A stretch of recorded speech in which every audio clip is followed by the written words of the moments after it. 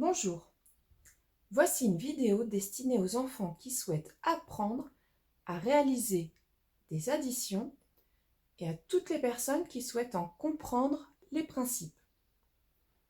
Aujourd'hui, nous parlons de mathématiques et plus précisément d'arithmétique, c'est-à-dire d'étude des nombres. Nous sommes dans le chapitre des 4 opérations et nous allons voir ensemble comment réaliser des additions.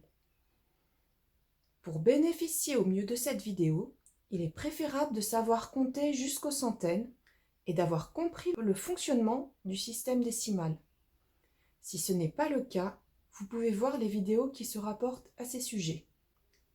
Dans cette vidéo, il vous faudra de quoi écrire et pour manipuler, il est nécessaire d'avoir du matériel de numération qui représente les quantités du système décimal. Vous pouvez le fabriquer vous-même en regardant la vidéo sur le matériel du système décimal.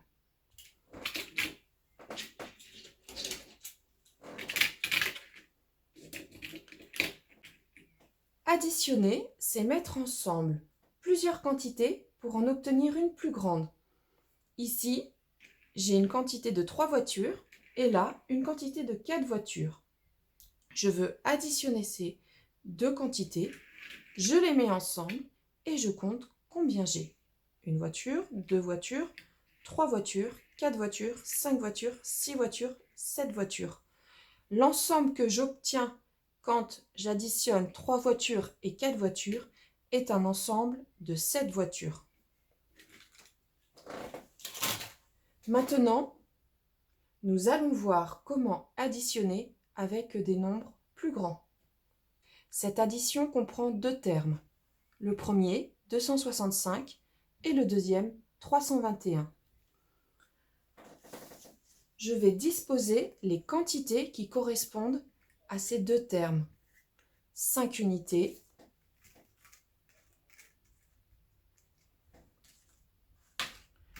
6 dizaines, 2 centaines, 265. La deuxième quantité, une unité, 2 dizaines et 3 centaines. Quand j'additionne, je mets ensemble plusieurs quantités.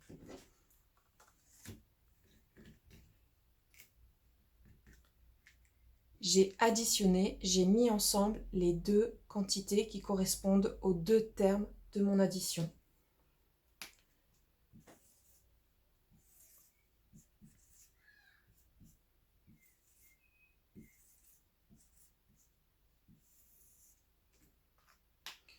Je note mon addition en colonne, le premier terme et le deuxième terme.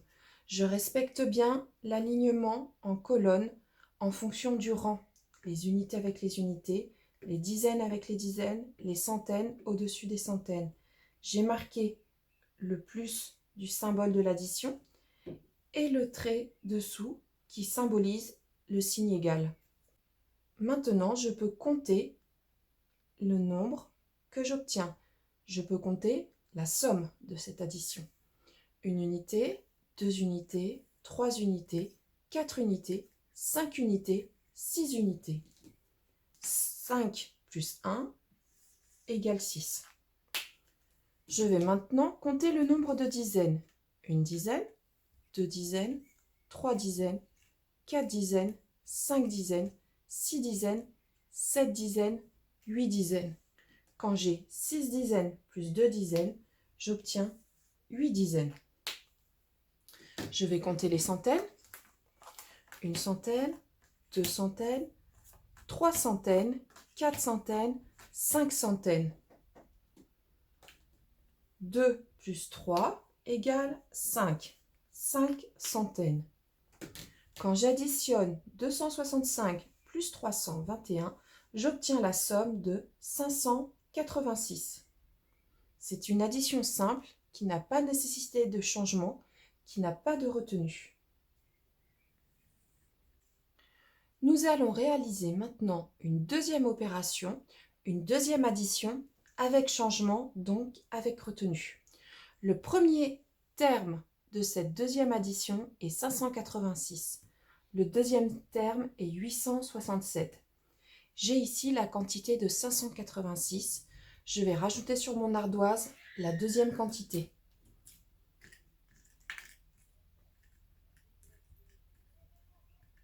Sept unités,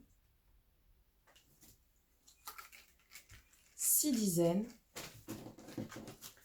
et 8 centaines. 5, 6, 7, 8. Quand je réalise l'addition, je mets ensemble les quantités.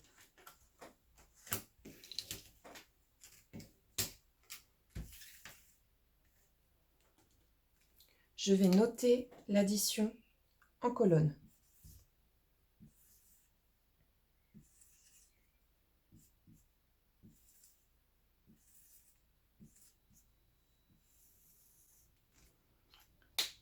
Maintenant, je vais pouvoir compter pour trouver le résultat de mon addition. Je commence toujours par les unités. Une unité, 2 unités, 3 unités, 4 unités, 5 unités, 6 unités, 7 unités, 8 unités, 9 unités, 10 unités. Quand j'ai 10 unités, je peux les changer pour une dizaine. J'ai une dizaine, j'enlève 10 unités.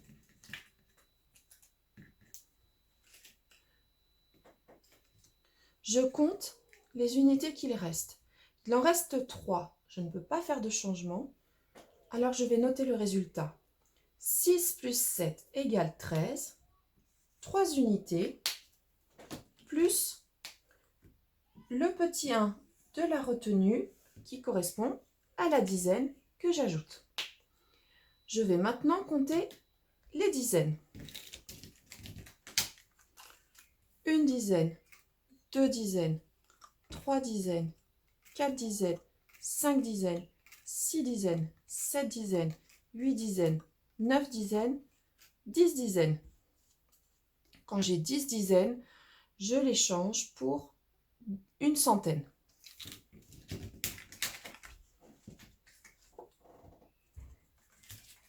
Je compte les dizaines restantes. Une dizaine, 2 dizaines, 3 dizaines, 4 dizaines, 5 dizaines. Quand j'ai 8 dizaines plus 6 dizaines et la retenue de 1, j'obtiens 15 dizaines. Je note 5 dans la colonne des dizaines et 1 dans la colonne des centaines qui est la retenue qui correspond à la centaine que j'ai ajoutée. Je peux maintenant compter le nombre de centaines que j'ai.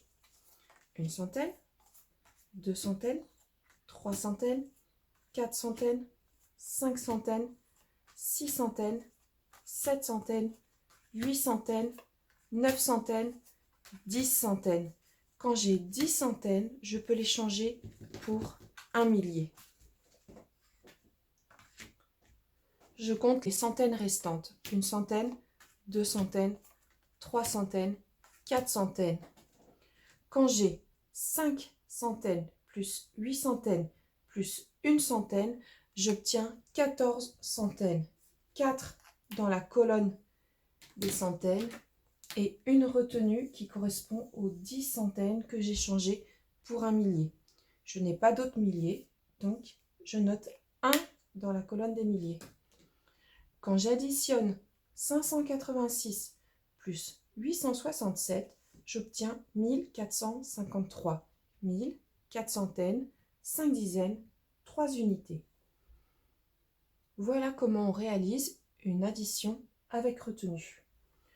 Premièrement, on note les deux termes les uns en dessous des autres dans une addition à colonne en respectant bien l'alignement en fonction du rang.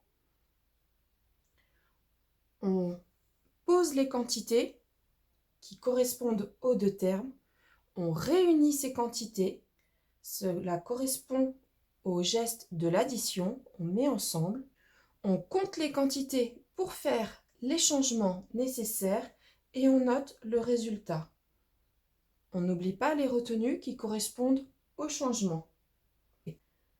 Les points de vigilance à avoir pour l'addition, c'est de bien noter les chiffres en colonne les uns en dessous des autres en fonction de leur rang. de commencer à compter par les unités et de bien inscrire les retenues et de ne pas oublier également de les compter quand on fait la somme. Maintenant, vous savez réaliser des additions avec ou sans retenue. Et je vous invite à regarder les autres vidéos du chapitre, les 4 opérations.